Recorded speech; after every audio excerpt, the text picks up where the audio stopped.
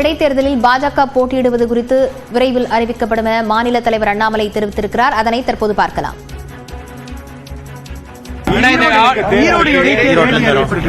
திருப்பி தமிழ்நாட்டில் தேர்தல் களம் சூடு பிடித்திருக்கு. தேதி அறிவித்திருக்கக்கூடிய எலெக்ஷன் கமிஷன் போன முறை ஈரோடு கிழக்கு தேர்தல் எப்படி நடத்தினாங்களோ அது மாதிரி நடத்தாம நேர்மையாக நடத்துவார்கள் என்று நாங்கள் நம்புகின்றோம். ஏன்னா போன தர மாதிரி தேர்தல் நடந்துச்சுன்னா அது ஜனநாயகத்தை ஒரு புதைக்குழியிலே புதைத்தார்கள். போன முறை பட்டியல் அடைச்சி வச்சு கிஃப்ட் மேலே கிஃப்ட், பணத்துக்கு மேலே பணம், கரியிலிருந்து அவங்களுக்கு வீட்டுக்கு தேவையான பொருட்களிலிருந்து அரசியல் கட்சிகள் அங்கே நின்று கொண்டு வாங்கி கொடுப்பதாக நின்று கொண்டிருந்தார்கள். இந்த முறை ஈரோடு கிழக்கு தேர்தல் கான்ஸ்டிடியூஷன் படி அது நடத்தப்பட வேண்டும். இன்னைக்கு டெல்லிக்கு அறிவிச்சிருக்கிறாங்க. அதே நேரத்தில் ஈரோடு கிழக்கு அறிவிச்சிருக்கிறாங்க. நேரம் இருக்கு. பாரதிய ஜனதா கட்சியை பொறுத்தவரை என்டிஏ கூட்டணியில் நாம் இருக்கிறோம். ஆனால் எல்லா தலைவர்கள்ட்டையும் பேசி ஒரு முடிவை நாங்கள் அறிவிக்கின்றோம், எப்படி இந்த தேர்தலை நாங்கள் எதிர்கொள்ளப் போகின்றோம் என்று. அதே நேரத்தில் இந்த முறை தமிழகத்தில் சிறப்பு கவனம் கொடுத்து தேர்தல் ஆணையம் ஈரோடு கிழக்கு தேர்தலில் ஒரு கடிவாளம் இட்டு, எப்படி ஒரு குதிரை கடிவாளம் போட்டு கண்ட்ரோலில் வச்சிருப்பாங்களோ அந்த மாதிரி தேர்தல் நடத்தணும். ஏன்னா மக்களுக்கு ஃபெட்டிக் ஃபேக்டர் வந்துடும். ஈரோடு கிழக்கை பொறுத்தவரை 3வது தேர்தல் எதிர்கொள்றாங்க. 2026 4வது முறை ஓட்டு போட போறாங்க. அதனால் எங்களுடைய நிலைப்பாட்டை விரைவில் நாங்கள் அறிவிக்கின்றோம். 10ஆம் தேதிக்கு மேலே தான் கெசட் நோட்டிபிகேஷன் வருது.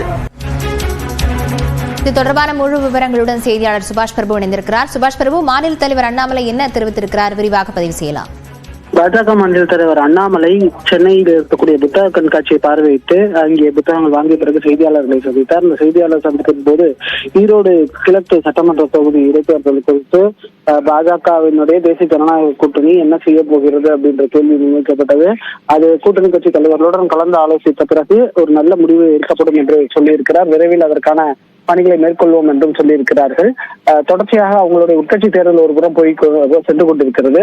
ஆகையால் அதற்கு முன்பாக இந்த தேர்தல் செய்தி அறிவிக்கப்பட்டிருப்பதால் தற்போது அதற்கான நிலை என்ன என்பதற்காக கூட்டணி கட்சி தலைவர்கள், தேசிய ஜனநாயக கூட்டணியில் இருக்கக்கூடிய கூட்டணி கட்சி தலைவர்களுடன் கலந்து ஆலோசித்தோம். அதே போல் பாஜகவின் மூத்த தலைவர்களும் கலந்து ஆலோசித்து ஒரு முடிவு எடுக்க வேண்டும். அது மட்டும் இல்லாமல் ஒரு ஃப்ரீ அண்ட் ஃபேர் எலெக்ஷனாக இது இருக்கணும் அப்படின்றதே அவங்க சொல்லியிருக்காங்க. ஏன்னா இந்த எலெக்ஷன் 2021, அதுக்கப்புறம் சம்பத் அவர்கள் மறைவு, அதன் பின்னராக தற்போது ஈவிகே சிலம்பரம் மறைவு, அடுத்தடுத்து 3வது முறையாக இந்த தேர்தல் நடக்கிறதால அந்த தொகுதியில அங்கே ஒரு மக்கள் மனநிலை மாற்றத்துக்கு உள்ளாகி இருக்கக்கூடும். ஆகையால் ரொம்ப கவனத்துடன் இந்த தேர்தலை கையாளணும் அப்படின்றதையும் அண்ணாமலை தெரிவித்திருக்கிறார்.